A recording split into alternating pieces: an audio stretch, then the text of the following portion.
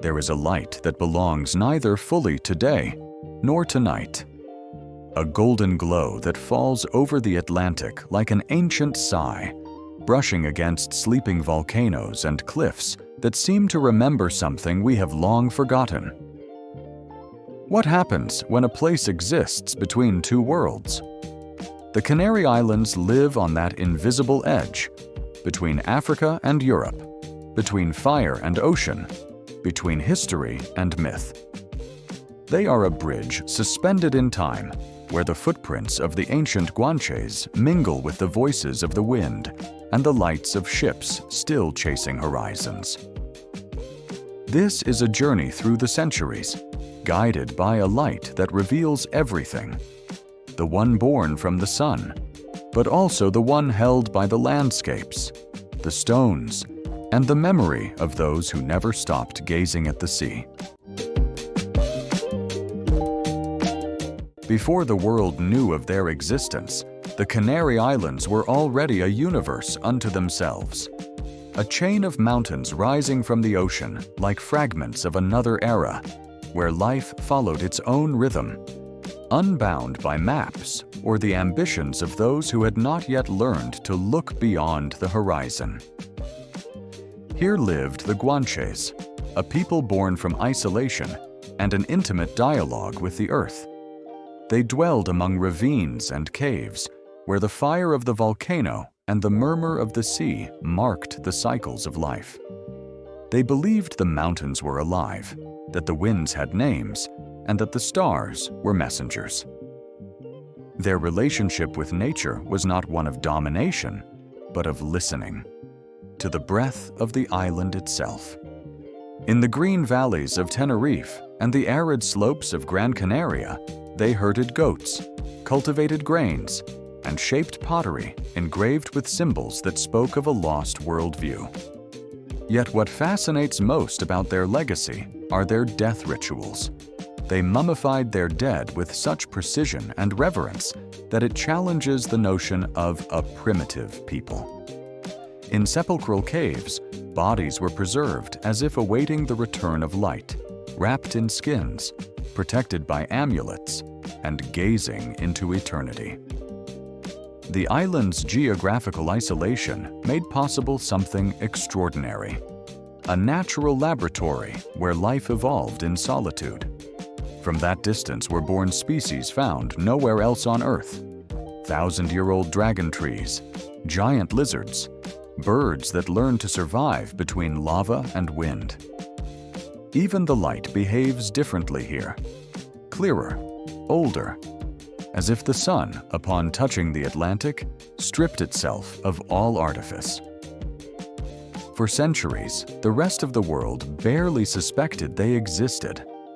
On medieval maps, they were little more than a rumor, a blank point at the edge of the known world. And yet, in those remote lands, a culture thrived with its own codes, its own language, and a memory that did not need writing to endure. Even today, among the ravines of La Gomera, an echo of that past survives. The Silbo Gomero, a whistled language capable of traveling across valleys and mountains. Each whistle is a word, a message, a bridge between times. Listening to it is like hearing the wind speak with a human accent. It remains one of the few ways a vanished civilization still communicates with us. The archaeological sites, carved stones, and petroglyphs are not mere remnants. They are fragments of an interrupted conversation. In them, one senses questions about death, the sky, and destiny, but also a profound sense of belonging. The Guanches did not need to conquer the world. They already knew they were part of it. And yet, their harmony was not without shadows. The same isolation that gave them identity also sealed their fate. When the first Europeans sighted the islands in the 15th century, they encountered a civilization untouched by the outside world for millennia. Their knowledge was vast in matters of the land, but powerless against iron, gunpowder, and ambition arriving from the sea. What followed was a brutal clash, a conquest that erased more than it could ever understand. And still, something endured. In the place names, in the features of those who inhabit the islands today, in the legends that speak of sacred mountains and spirits guarding the fire. On moonless nights, when the sky above Mount Tide opens like a cosmic mirror, it seems possible to hear the echoes of those ancient voices, the ones that spoke with the earth before the world gave them a name. Because even as time moves forward and borders shift, memory lingers in the volcanic landscapes. In every blackened rock, in every path that disappears into the sea, lies a story that never fully ended. The light that bathes the Canaries today is the same that once saw that people rise and fall. Only now, that light invites us to look deeper, to listen to the echoes of a world still breathing beneath the surface. From the horizon, one day, a white point appeared upon the sea.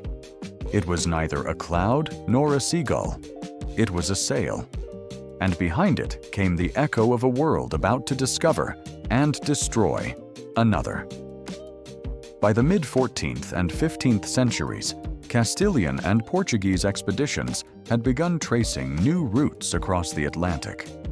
They sought lands, gold, souls.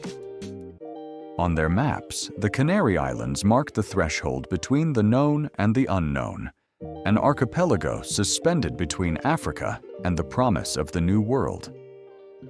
For the Guanches, the sea had long been a sacred boundary. For Europeans, it was the path to expansion.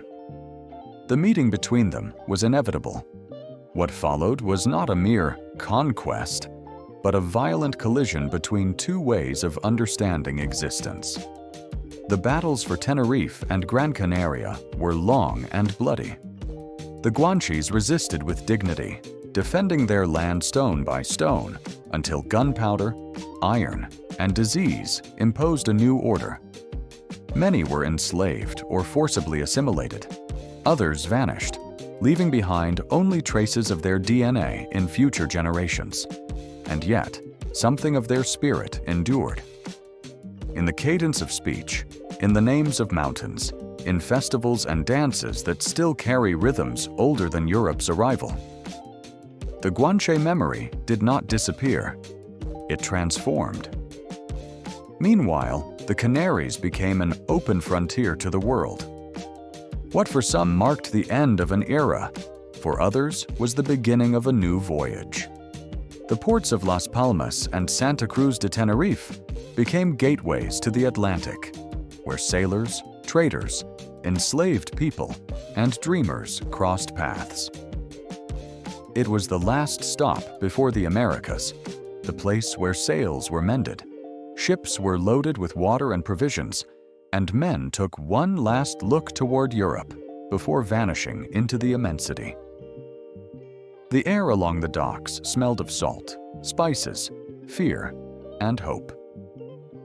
From these coasts departed expeditions that would carry Europe's language, religion, and diseases across the ocean. But they also carried ideas, songs, instruments, and seeds. For though colonization was born from power, exchange was inevitable. The Canary Islands became a laboratory of cultural mixing long before the word mestizaje existed. This crossing of worlds transformed not only the people, but also the land itself. The conquerors brought crops unknown to these islands: sugarcane, wheat, vines, and bananas. Soon the hillsides were covered with green terraces and windmills. The economy turned outward, toward exportation, into a system where the sea became both boundary and highway. Colonial architecture began to raise cities with hybrid souls. In La Laguna or Las Palmas, carved wooden balconies reminiscent of northern Spain open onto luminous courtyards blooming with bougainvillea and dragon trees. Narrow cobblestone streets, interior patios, volcanic stone churches, and sun-drenched plazas tell the story of an identity that learned to blend. Sugarcane brought both wealth and tragedy. Mills were built, enslaved Africans arrived, and the sound of drums began to mingle with Spanish guitars. Canary wine, meanwhile, traveled to the tables of England and the Americas, carrying with it the taste of lava-soaked soil. Little by little, the islands shifted from a closed world to a global crossroads, a small hinge between three continents, but every crossing leaves scars. Colonization was neither uniform nor just. Land changed hands, language was imposed, and ancient beliefs were condemned as superstition.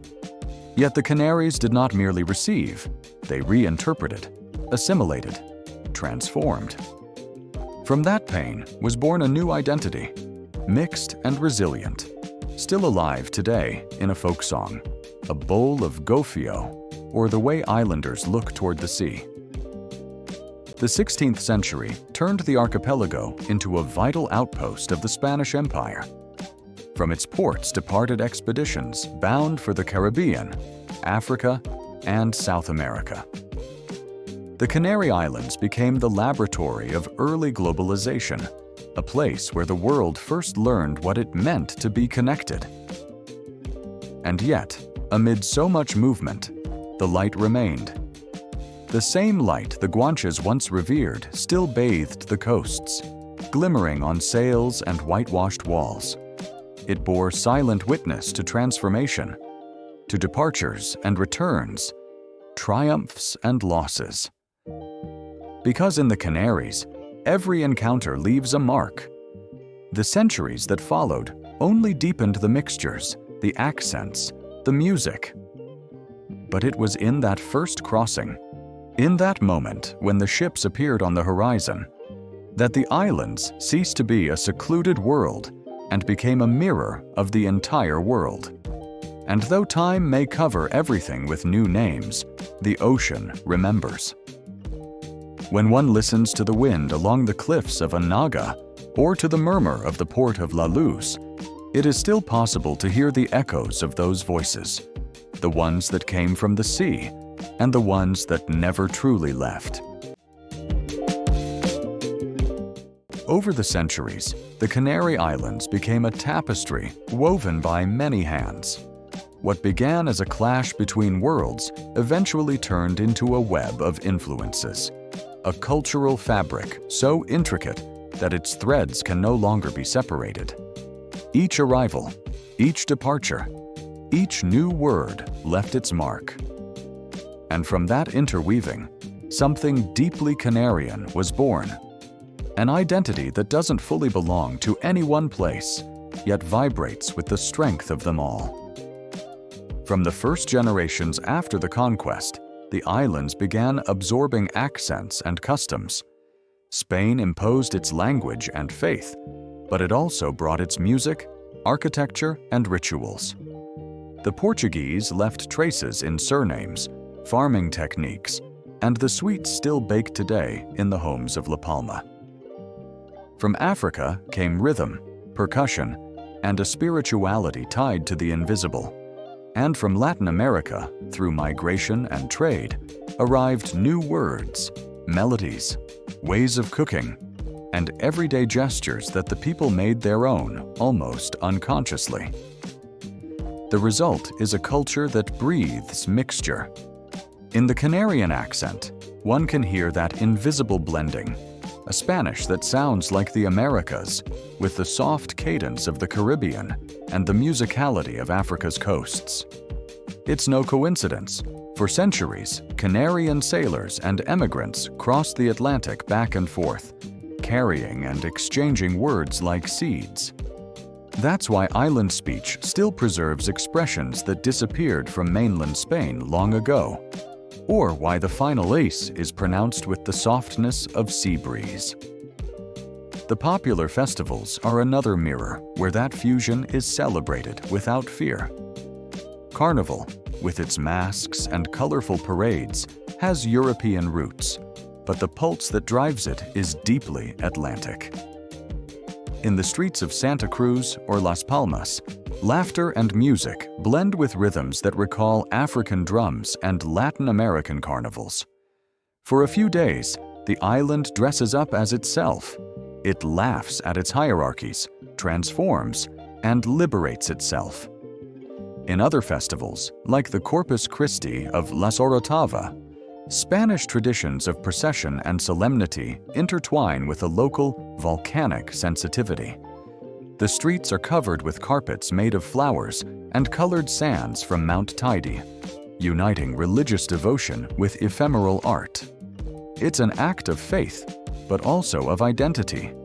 Every petal, every design, is an affirmation of belonging. If the people's voice is found in their festivals, their soul sounds in their music. The timpal, a small string instrument, became a symbol of the island spirit.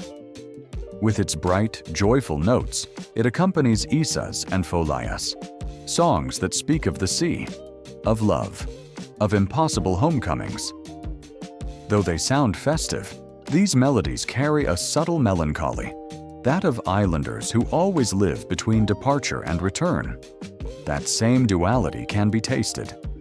Canarian cuisine perfectly reflects its history: simple, mixed, and deeply tied to the land. Papas arrugadas, potatoes brought from the Americas, are boiled in sea salt until their skin turns white. They're served with mojo, red or green, a sauce blending European garlic, African spices, and Mediterranean oil. Gofio, a pre-Hispanic legacy, remains a staple food. Toasted cereal flour that has endured every era of Canarian history without disappearing. In every dish, there are centuries of travel. But not everything that defines identity is eaten or sung. In workshops and markets, crafts that connect the present with the past still survive. Hand-molded pottery recalls guanche techniques. The delicate calado lacework, intricate embroidery on linen, bears witness to the feminine knowledge passed down through generations. And Canarian knives, with their elaborately carved handles, preserve the skill of artisans who turn metal into heritage. Yet this centuries-woven identity lives in tension. On one hand, the inland villages still celebrate ancient festivals, preserve their volcanic stone architecture, and keep a slower rhythm. On the other, the coastal cities, with their skyscrapers and avenues, embrace tourism, technology, and cosmopolitan life. In Las Palmas, reggaeton and electronic music play alongside a reimagined IESA. In Santa Cruz, a contemporary art exhibit can coexist with a traditional pottery workshop. That coexistence isn't always easy. There's a quiet fear of becoming a museum, a postcard for tourists that repeats customs without soul. But there's also a new awareness, to preserve without freezing. Many young people are rediscovering traditional music and blending it with modern sounds. Chefs reinterpret old recipes without losing their essence. Artists turn lava landscapes into visual metaphors of memory and future. Canarian identity isn't a fixed block. It's a living organism. It breathes, adapts, sheds its skin. Sometimes it disguises itself to survive. Other times, it reveals itself proudly. But it always keeps a core that remains, the connection to the land. Exploring places like the Canary Islands reminds us that every landscape holds stories waiting to be discovered. If you're enjoying this journey through time and light, consider subscribing to our channel, where we go beyond the obvious to find the soul of forgotten and misunderstood places. There are more islands, more stories, and more light waiting for us to explore together.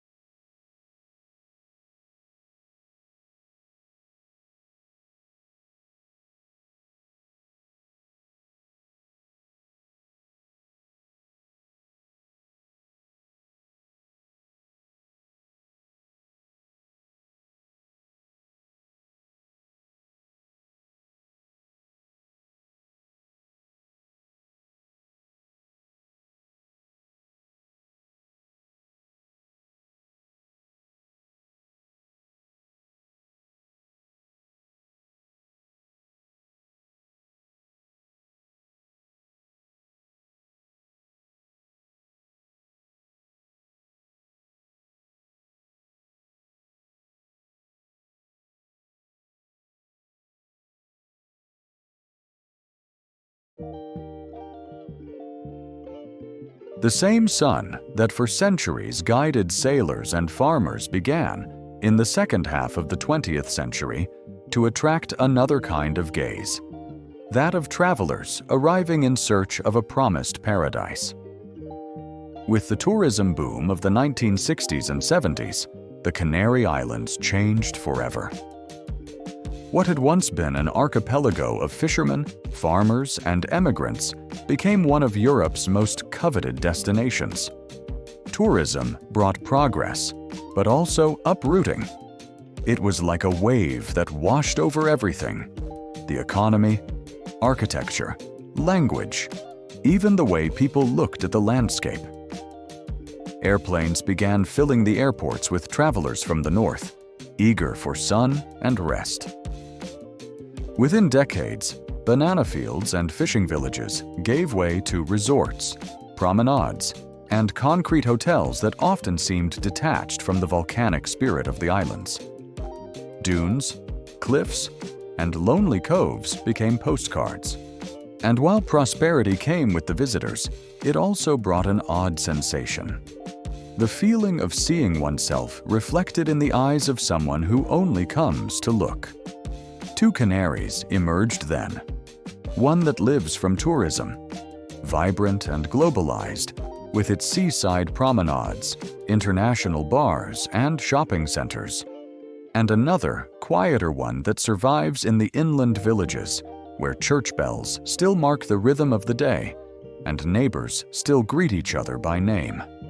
Between them lies a constant tension, as if the islands were breathing between two times: memory and tomorrow. Tourism was, without a doubt, a transformative force. It raised living standards and opened the islands to the world, but it also altered their natural balance.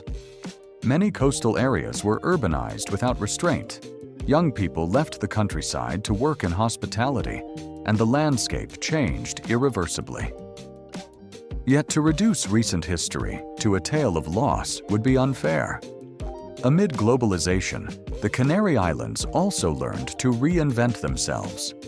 In recent years, globalization has erased many borders and created new ones. Young Canarians, driven by a lack of opportunity or the desire to explore, move to Madrid, London, or Berlin. At the same time, thousands of expatriates arrive from those very same places, seeking sun, peace, and a connection with nature. Accents mix in bars: English, German, Italian, Spanish, Portuguese. In the streets of Arrecife or Puerto de la Cruz, it's common to hear a conversation start in Spanish and end in English. The result is a society in constant motion. Family-run guachinches, those improvised garage restaurants serving local wine and homemade food, coexist with international chains and vegan cafes. A sign might advertise fish and chips next to a menu del dia offering ropa vieja and papas arrugadas. It's a coexistence that reveals both the openness and the fragility of the island's identity. Because with every wave of visitors, the risk of losing what's local becomes more real.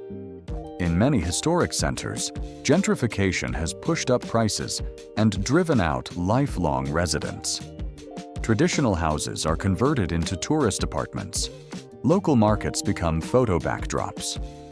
Traditional crafts such as basketry, pottery, and embroidery survive only through the persistence of a few artisans.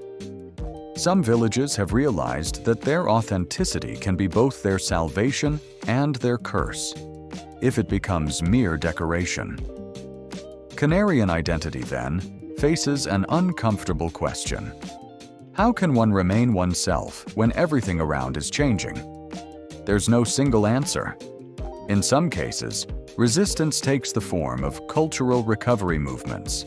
Young people learning Silbo, farmers rediscovering the returning to the ways of their grandparents. In others, resistance is quieter, choosing to stay, to speak with an accent, to cook with local ingredients, to look at the sea without turning it into a postcard. At the same time, A new sense of pride in the local has emerged. More and more people embrace kilometer zero products, sustainable tourism, and projects that restore value to the land without exploiting it. In the markets of La Laguna or Tegueste, producers proudly explain which farm their potatoes or wine come from, and how the volcanic soil gives a flavor found nowhere else. Contemporary artists are also part of this search.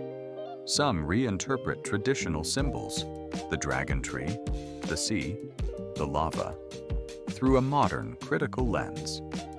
Others recover ancient techniques to speak about the future. In their works, Canarian light becomes a metaphor for identity, memory, and resilience. They are creators who don't idealize the past, but refuse to lose it. The Canary Islands today live between memory and tomorrow, between the need to adapt to a global world and the desire to remain themselves. It's not a contradiction, but a way of being. Each generation has had to negotiate its place amid the tides of change. And, in a way, that too is identity. To move, to transform, to survive. Sometimes it's enough to leave the tourist zones to feel time fold in on itself. In a hamlet in El Hierro, an old woman kneads gofio as her mother once did.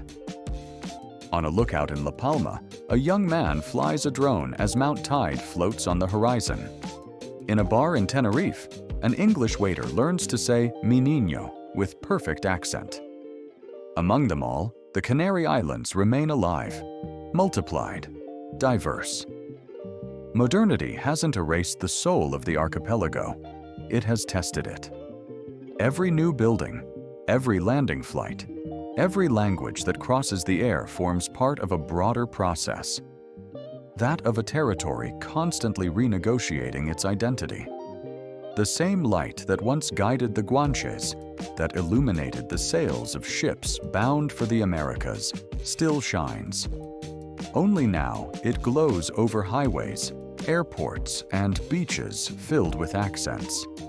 It's the same light, but it reflects a different world.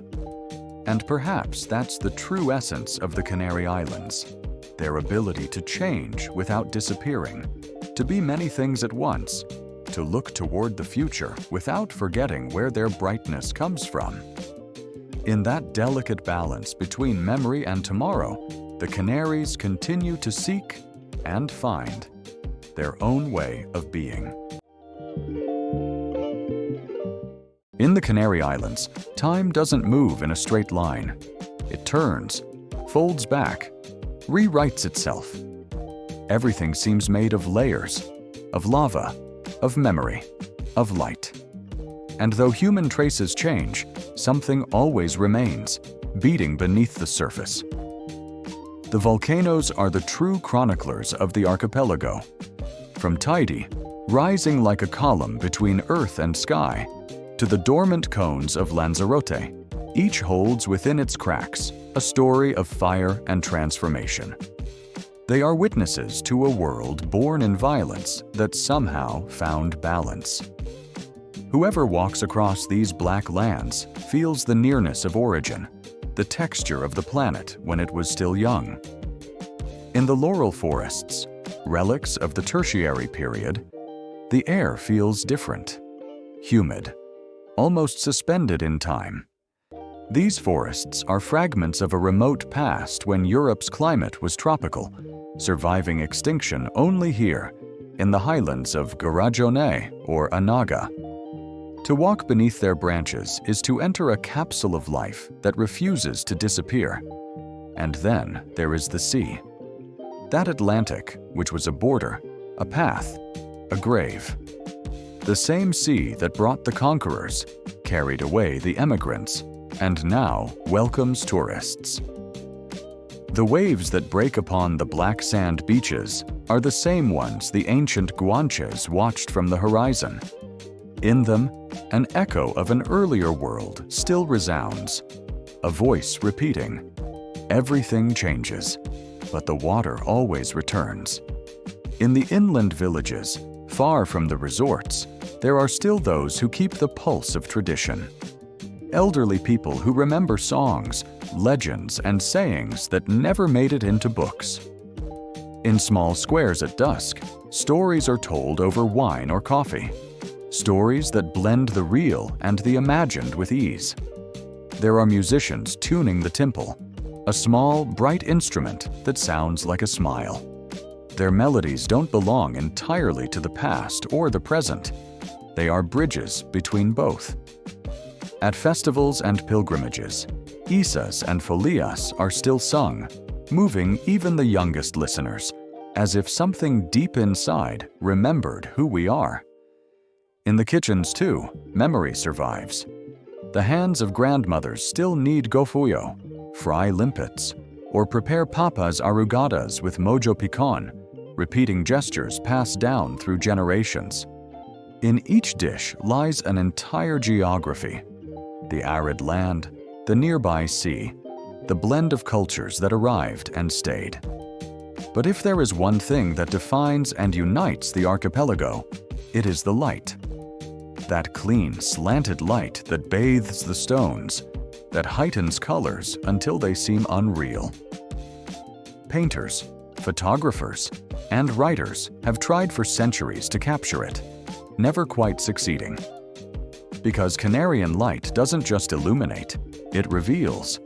It shows the invisible, what lingers beyond time. In the astronomical observatories at Roque de los Muchachos, on La Palma, that light becomes science. From there, astronomers from around the world study the oldest light of all, the light of stars born when the universe was young. It's a place where the past meets the infinite, where looking at the sky is also looking within. And yet, one doesn't need a telescope to understand the metaphor. Every sunrise over the Atlantic, every sunset that paints the sea gold and purple reminds us that light is continuity, that what was has not vanished, it has only changed form. In the Canary Islands, history is not archived, it is breathed. In the stone paths, the whitewashed walls reflecting the sun, the silence of ravines. Generations come and go, but the landscapes keep speaking. They are the keepers of collective memory, even when the pace of the world seems to erase everything. Perhaps that is what distinguishes these islands, their way of preserving the soul without becoming trapped in the past, of moving toward the future without forgetting the echo of what they were. Canarian culture is no fossil, but an underground current that keeps flowing, sometimes visible, sometimes not, beneath the modern surface. The attentive traveler can feel it, in the smell of the sea, in an improvised song, in a phrase spoken with that unique accent. It's the certainty that, despite time's passing, the light still shines. It shines over the volcanoes, over the ancient forests, over the whitewashed houses. It shines in the eyes of those who remember, create, resist. Because as long as someone looks upon this place with love, the story, that story woven from fire, sea, and human voice, will remain a light. The light still shines, and while it does, nothing will ever be truly lost. At their core, the Canary Islands are a mirror of what it means to be human. Fragments of history, fire, and desire, learning to coexist with the passage of time. Places that change, yet preserve their secret pulse. Here, identity transforms without disappearing, like lava that cools but never forgets its origin. Perhaps that's why these landscapes draw us in so deeply, because they remind us that we too live between worlds, between who we were and who we will become. And you? What places have you found where time seems to pause? Where have you felt that light that not only illuminates, but reveals the soul of what you see? Because the Canary Islands aren't the only ones that hold secrets. There are other islands, other horizons, other silences waiting to be heard. The journey doesn't end here. It simply changes direction. And out there, beyond the map, another story awaits us.